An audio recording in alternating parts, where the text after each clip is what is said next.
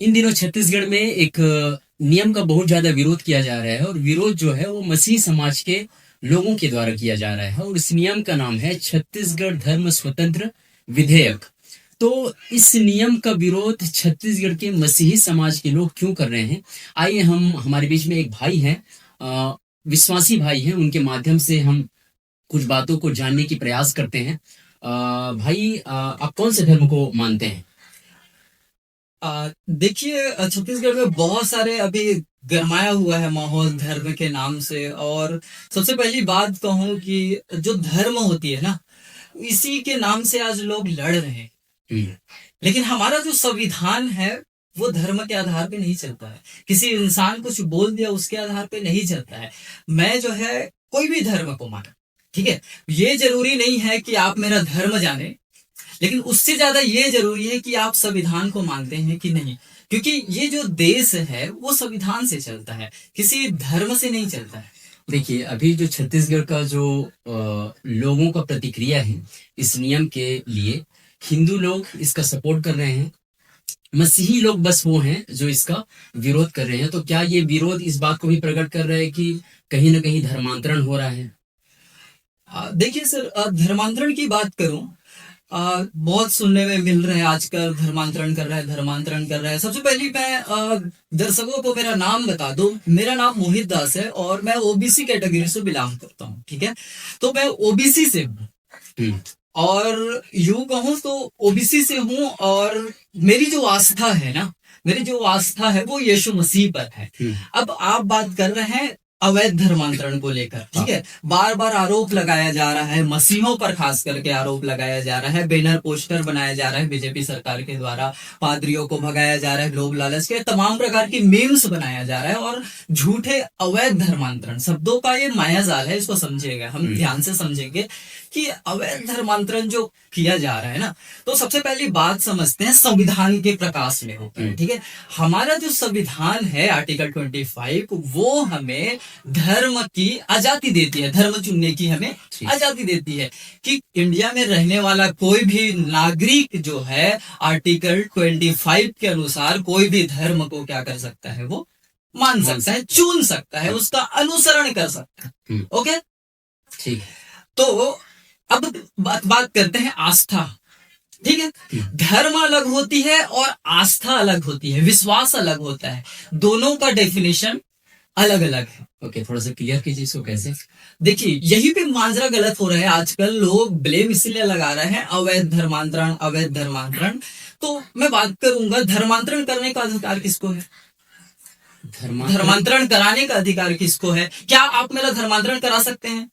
नहीं, कोई जो जोर जबरदस्ती करके तो धर्मांतरण नहीं किया जा सकता, तो व्यक्तिगत इच्छा। देखिए, कानून के अनुसार जो है धर्मांतरण करने का अधिकार सिर्फ कलेक्टर महोदय को है, ठीक है। कलेक्टर महोदय के पास है धर्मांतरण करने का अधिकार, ठीक है। कोई व्यक्ति, न मैं किसी का धर्मांतरण कर सकता हूँ, ना आप किसी का धर्मांतरण कर सकता है, ना कोई पादरी, ना कोई मौलवी, ना कोई पंडित, कोई भी किसी भी धर्म का व्यक्ति का धर्मांतरण नहीं कर सकता है। क्योंकि केवल जो है संविधान में प्रावधान है धर्म परिवर्तन कराने का, वो है कलेक्टर के पास, ठीक है। ये हुई कलेक्टर वाली बात, ठीक है। लेकिन आज जो है पादरी के ऊपर ये इल्जाम लगाया जा रहा है कि लोभ देकर, लालच देकर धर्मांतरण किया जा रहा है। कहीं ना कहीं बात ऐसा आता है, देखिए छत्तीसगढ़ के जितने निवासी हैं अधिकतर वो छत्तीसगढ़ की संस्कृति में ढले हुए लोग होते हैं, ठीक है ना। और जैसे जैसे लोग अभी अधिक से अधिक जो लोग हैं यीशु मसीह को अपने जीवन में स्वीकार कर रहे हैं, ईसाई धर्म को अपना रहे हैं,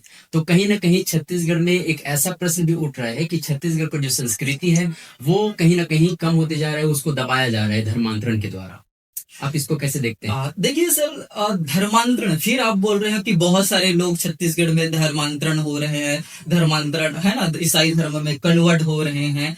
वही बताया कि आस्था, सपोज मान लो मैं ओबीसी कैटेगरी से बिलोंग करता हूं और मुझे जो है हिंदू धर्म में के अंतर्गत रखा गया है, लेकिन जो मेरी आस्था है वो प्रभु यीशु मसीह पर है, ठीक है। अब मैं आपको उदाहरण देता हूं, अगर मेरी आस्था यीशु मसीह पर है, ठीक है, तो संविधान मुझे आजादी देती है, ये मेरी व्यक्तिगत निर्णय है, ये मेरी व्यक्तिगत आजादी है। चाहे मैं कोई भी धर्म में रहूं, मुझे कानून ये बाध्य नहीं कर सकता कि तुम इसी को ही मानोगे या किसी भी व्यक्ति को फॉलो करने के लिए मुझे थोप नहीं सकता है। ठीक है, अगर कोई थोपता है तो ये जो है निजता का हनन है, जो संविधान में मौलिक अधिकार दिया गया है उसका हनन है। आप अभी जो विधेयक जारी हुआ है उसको आपने पढ़ा है? जी बिल्कुल पढ़ा है, 20 पेज का विधेयक है। उस विधेयक में इस प्रकार से है कि एक व्यक्ति यदि धर्मांतरण करना चाहता है तो सबसे पहले कलेक्टर को वो अपना जो धर्म परिवर्तन का उसका सूचना देगा। उसके बाद कलेक्टर जो है वो किसी ऑफिसर को भेजेगा उसका जांच पड़ताल करने के लिए। फिर उसके बाद ना एक आपत्ति वो लोग निकालेंगे पेपर के द्वारा या गांव में या पंचायत में एक आपत्ति दर्ज कराएंगे। यदि किसी को आपत्ति होगा तो इसको आप कैसे देखते हैं? क्या एक धर्म परिवर्तन में एक व्यक्ति का खुद का आजादी होता है, उसमें किसी व्यक्ति का आपत्ति करना ये क्या मतलब संविधान के अनुसार क्या ये सही है? हम इसीलिए तो विरोध कर रहे हैं। वो जो बिल पास हुआ है, जो धर्म स्वतंत्र विधेयक जो कानून पास कराया गया है, जिसको काला कानून का नाम भी दिया गया है मसीह समाज के द्वारा, ये सरासर जो है एक व्यक्ति की आजादी को छीना जा रहा है, हनन किया जा रहा है। इसलिए हम विरोध कर रहे हैं। अब देखिए, सपोज मान लीजिए अब मेरी जो आस्था है, मान ले आप हिंदू धर्म की बात कर रहे हैं कि हिंदू धर्म में आते हो और यीशु मसीह को क्यों फॉलो कर देते हो? आपने तो ईश्वर को धर्मों में बांट रखा है। ठीक है, तो देखिए आस्था अलग होता है। चलो ठीक है, यीशु मसीह पर मैं आस्था नहीं रखता हूं। अगर सपोज मान लीजिएगा कि मैं आपकी कोई बात अच्छी लगी मुझे, ठीक है, आपकी कोई बात अच्छी लगी, मैं आपकी विचारधारा को मान रहा हूं, ठीक है, तो ये मेरा पर्सनल राइट है ना, ये पर्सनल अधिकार है। आप किस धर्म के हो आकोगे फिर?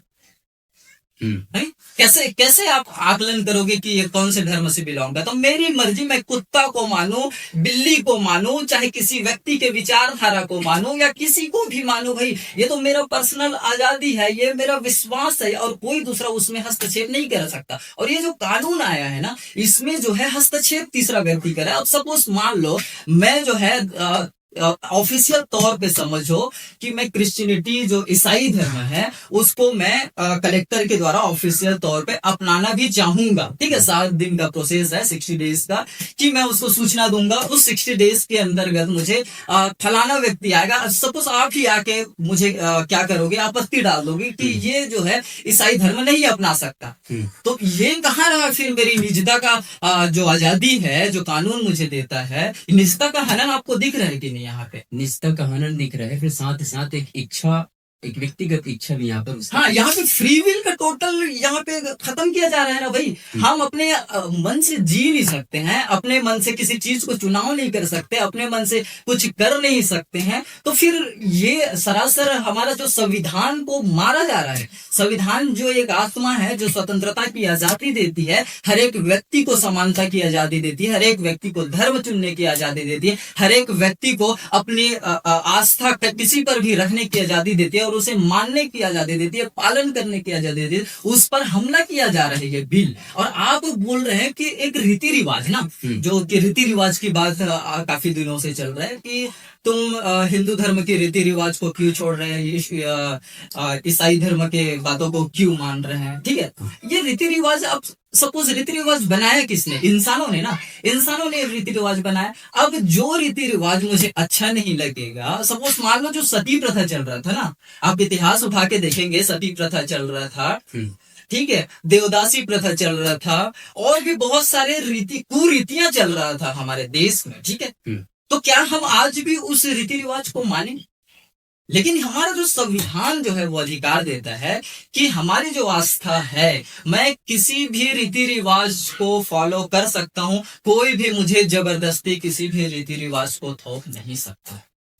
ठीक है, तो कहीं ना कहीं संस्कृति, मतलब जो लोग होते हैं, जो सामाजिक तत्व के लोग होते हैं, वो तो इस मुद्दे को उठाते हैं कि छत्तीसगढ़ का संस्कृति दबाया जा रहा है, छत्तीसगढ़ की संस्कृति को हनन किया जा रहा है क्रिश्चियनों के द्वारा, ईसाइयों के द्वारा। और मसीहों के ऊपर जो नए विश्वासी होते हैं, जो नए नए यीशु मसीह को स्वीकार करते हैं उन पर ऐसा आरोप भी लगाया जाता है कि 2 बोरी चावल में बिक गए हैं, कुछ चंद पैसों की लालच में बिक गए हैं। इस अच्छा ये बता दीजिए, आप बिकने के लिए तैयार है 2 बोरी चावल? आपके घर नहीं है क्या खाने के लिए? नहीं नहीं, नहीं? ऐसा बात तो नहीं है। वही मैं बोल रहा हूँ, थोड़ा लॉजिक सोचिए ना भाई। आपके घर नहीं है, सरकार राशन दे रही है ना भैया, छत्तीसगढ़ सरकार सबके घर में राशन, तो 2 बोरी चावल के लिए कौन बिकेगा? और जो बिकता है ना वो बेईमान इंसान है, ठीक है, उस पर कभी भी भरोसा नहीं किया जा सकता है।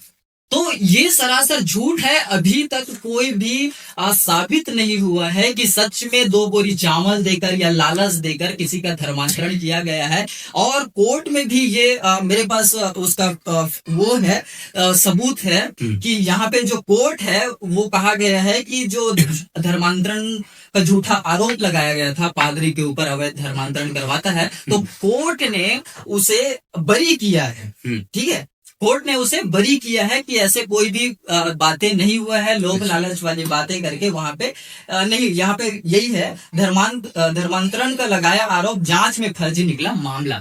अधिकतर आप देखेंगे कि जांच में फर्जी निकल रहा है, कोई भी साक्ष्य अभी तक सामने नहीं आया। और मैं तो खुद कहता हूं सर आपसे कि अगर कोई जबरिया धर्मांतरण करवा रहा है, धर्म परिवर्तन के लिए फोर्स किया जा रहा है, फिर मैं कहूंगा कि धर्मांतरण जो है कलेक्टर करवाने का अधिकार है, सिर्फ धर्मांतरण कलेक्टर का। अगर मैं आपके गर्दन पे तलवार की नोक रख के कहूंगा कि कलेक्टर के पास चलो, है ना, धमकी देकर दबा के कहूंगा कलेक्टर के पास चलो और तुम क्या करो, इसमें साइन करो, तो ये जबरिया धर्मांतरण होता है।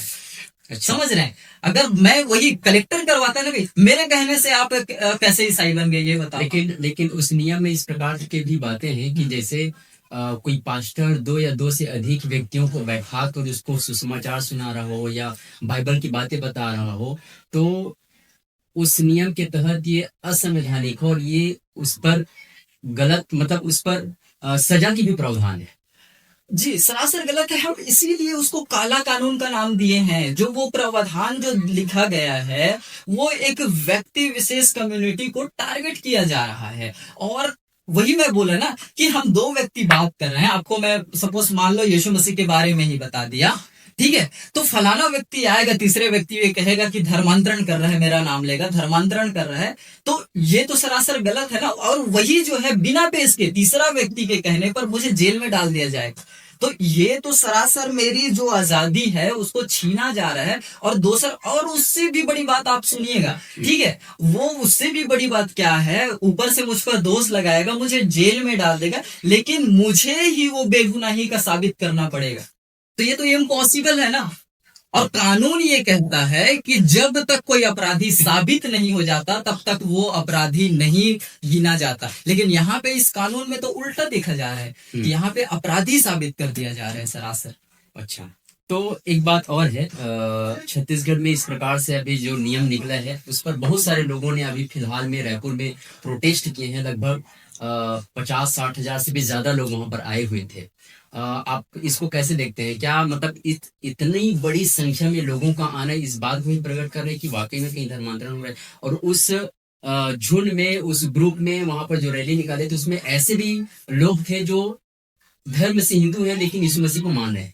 देखिए सर, मैं अभी बताया ना कि वो जो रैली हो रही है ये जो है संविधान को बचाने की रैली है, ठीक है, जो संविधान के साथ खिलवाड़ किया जा रहा है, लोगों की धर्म स्वतंत्रता की आजादी को छीना जा रहा है, समानता की आजादी को छीना जा रहा है, जो बोलने की आजादी है उसको भी हनन किया जा रहा है। इसीलिए वो भीड़ जो आई हुई है, और जो आप बात कर रहे हैं कि हिंदू है, मैंने पहले भी आपको बताया कि हमारी जो आस्था है वो प्रभु यीशु मसीह पर है, ठीक है, हम किसी पर भी विश्वास कर सकते हैं आर्टिकल 25 के अनुसार में। अब मैं आपको बात करता हूँ, आपने अभी थोड़ी देर पहले पूछा कि ये रीति रिवाज के बारे में, ठीक है, और मैं तो ओबीसी कास्ट से बिलोंग करता हूँ, मोहित दास लिखता हूँ और कबीर पंथ वाले हैं, ठीक है, कबीर पंथ वाले हैं। और कबीर दास तो बड़ा आप देखे होंगे कि चर्चा में बहुत कड़क कवि थे वो, ठीक है, और वो बहुत ही ज्यादा तंज कसा करते थे। आप रीति रिवाज, कौन से रीति रिवाज, जो पूजा पद्धति है ना, मूर्ति पूजा पद्धति,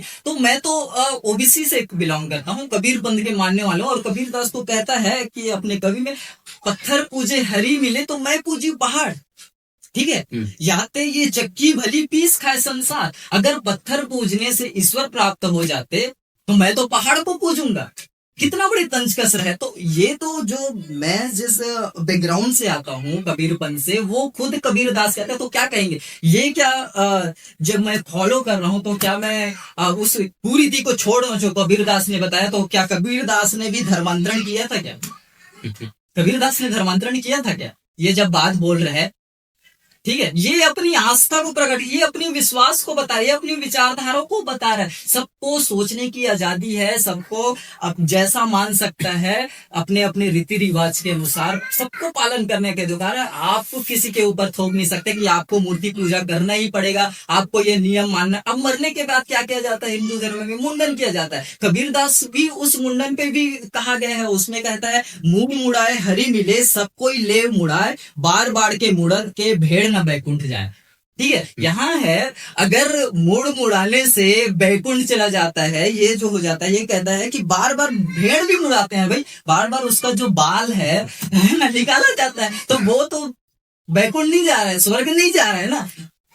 तो ये कुरीति है, तो हम इसको क्यों माने भाई? ये तो हमारा स्वतंत्रता है, अपनी मर्जी, हम जिसे मानना चाहें, जिस रीति रिवाज को मानना चाहे, ये हमारे ऊपर डिपेंड करता है। कोई तीसरा व्यक्ति का क्या अधिकार बनता है कि वो मेरे ऊपर जबरदस्ती ठोके कि तुम इस रीति रिवाज को मानना है? ये तो सरासर गलत है और सामने वाला क्राइम कर रहा है जब जबरदस्ती कर रहा है। तो आपके अनुसार जैसे चर्चेस में अभी जो घरेलू चर्चेस हैं, उन चर्चेस में लोगों का जाना, महिलाओं का जाना, पुरुषों का जाना, वो धर्म परिवर्तन नहीं है?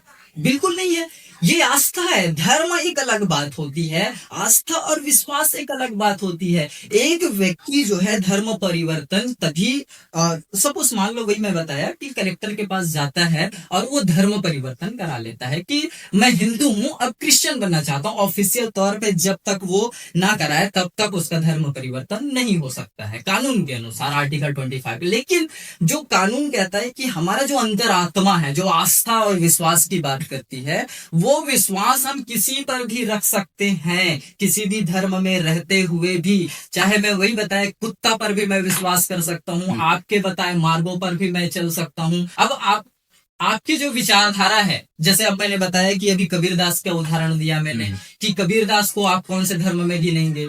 ठीक है, कौन से धर्म में गिनेंगे आप कबीरदास को? फिर अब उनका विचारधारा बिल्कुल अलग है, बहुत सारे बातों को खंडित करते हैं। ठीक है, और बहुत सारे कुरीतियां भी हिंदू रीति रिवाज में पहले थे, जैसे मनुवादी और बाकी सब चीजों में, तो इन सब चीजों को तो फॉलो नहीं करते। तो सर वही है, वही बात सबके अंदर है। हाँ, वही बात मैं कह रहा हूँ कि जो आजादी है, मनुस्मृति क्या है? पढ़े हैं सर आप मनुस्मृति? क्या लिखा है उसमें? मनुस्मृति को पूरा नहीं पढ़ा हूँ, लेकिन कुछ बातों को मैं मनुस्मृति, ठीक है, उसमें जो है हम देख पाते हैं कि समानता के अधिकार बिल्कुल भी नहीं है।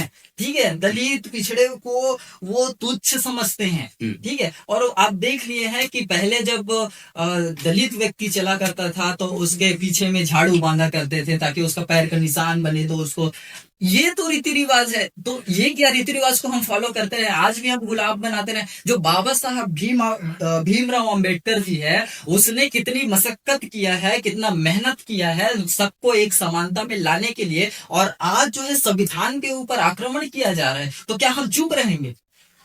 ये तो हमारा निजता का हनन है, स्वतंत्रता की आजादी जो हमें मिली है उसका सरासर हनन किया जाए। आप एक विश्वासी हैं, ठीक है ना, यीशु मसीह का अनुसरण करने वाले हैं, बाइबल पर विश्वास करने वाले हैं जी। ऐसा सवाल भी किया जाता है, ऐसा प्रश्न भी उठता है कि जो पास्टर है वो जबरदस्ती लोगों को अपने चर्चेस में बुलाते हैं, क्या ये सही है? भाई सोचो, बुद्धि है, आपको मैं बुलाऊंगा जबरदस्ती तो आप मुझसे सवाल नहीं करेंगे? जबरदस्ती मैं हाथ पकड़ के आओ मेरे चर्च में आओ, ऐसा बोलूंगा क्या? नहीं है, कोई ऐसा नहीं करता है। देखो उसकी अंतर आत्मा जब उसको लगता है, अब मैं बताता हूँ मैं मसीह में कैसे आया। ठीक है, मुझे किसी पास्टर साहब ने कोई यीशु मसीह के बारे में नहीं बताया। ठीक है, मुझे यीशु मसीह के बारे में पास्टर साहब ने नहीं बताया, और मैं क्या करता था कि मैं हमेशा तार्किक व्यक्ति हूँ, लॉजिक लगाने वाला व्यक्ति हूँ, सोचने वाला, डीप सोचने वाला व्यक्ति हूँ, ठीक है। मैं हमारे धर्म में जो है, हमारे घर में जो भगवत गीता, रामायण, सारी चीजें हम पूजा पद्धति करते थे। कबीर की जो साखियां हैं, बीजक, रमैनी दोहे, सारी चीजें हमारे घर में वो माहौल था जो हम अध्ययन किया करते थे, ठीक है। लेकिन मेरे जहन में एक सवाल आया जब मैं एडल्ट हुआ और सोचने समझने की क्षमता आया, तो मेरे जहन में एक सवाल आया कि दुनिया में कोई तो एक ईश्वर होगा जिसने जहां को बनाया है, जिसने सब कुछ को बनाया है, तो क्यों ना मैं इसका सच्चाई की खोज करूं, ठीक है, खोज करूं, ईश्वर की खोज करूं, ठीक है। तो मैं ये सारी चीजें पढ़ता था, पूजा पद्धति सारी चीजें करता था मैं, ठीक है। लेकिन जब मैंने फिर से अध्ययन करना शुरू किया, हर चीजों को मैं पढ़ना शुरू किया, इवन इस्लामिज्म का जो कुरान है उसका भी मैंने अध्ययन किया है, ठीक है, सारी चीजों का। तो जो लास्ट में मैं आखिरी तक मैं ये चाहता था कि मैं यीशु मसीह को कभी भी स्वीकार नहीं करूंगा, इतना कट्टर हुए थे। उसके लिए मैं दोस्तों को भी मारा हूँ, दोस्तों के साथ मिलकर उसका पुरजोर विरोध करता था कि क्या विदेशी ईश्वर को तुम मानते हो, बाइबल का, यीशु मसीह का। हाँ, बाइबल के यीशु मसीह का मैं पुरजोर विरोध करता था। लेकिन जब मैंने बाइबल पढ़ा, जब मैंने बाइबल पाया, एक डस्टबिन में पाया, ठीक है, आपको यकीन नहीं होगा, बाइबल एक डस्टबिन। और पुस्तक पढ़ने का मुझे बहुत शौक था और आज भी है, मैं पढ़ता हूँ। तो उसमें जब पढ़ते गया तो सारी चीजें मुझे समझ आती गई। इसमें मुझे जो है ऐसा बात मुझे मिला जो मेरे दिल को छू गया, मुझे अच्छा लगा, तो मेरी आस्था इस पर हो गया ना भाई। तो अब आस्था मुझे यीशु मसीह की शिक्षा पर हो गया, जो मुझे अच्छा लगने लगा, चलने लगा। तो क्या जरूरी है कि मुझे ऑफिशियल तौर पे मैं धर्मांतरण करूं? जरूरी है? आपको क्या लगता है? नहीं, मैं वही पूछ रहा हूँ कि क्या जरूरी है क्या, जब मेरी आस्था यीशु मसीह पर आए, और सपोज मान लो चल मेरी आस्था और मैं किसी किताब को पढ़ूं, किसी नास्तिक व्यक्ति का किताब को पढ़ूं मैं, जो पेरियार ने लिखा है, ठीक है, ओशो रजनीश ने लिखा है, सारी चीज, अब मेरी जो बातें हैं उसको अच्छा लगा, उसको फॉलो करने लग गया, तो फिर मैं कौन से धर्म में रहूंगा, आप बताओ। तो इसीलिए धर्म मायने नहीं रखता है, यहाँ पे सवाल है, आस्था की बात है। मेरी आस्था प्रभु यीशु मसीह पर, जिस पर मुझे अच्छा लगेगा, जो बातें, जो रीति रिवाज मुझे अच्छा लगेगा, मैं उसी को अनुसरण करूंगा भाई।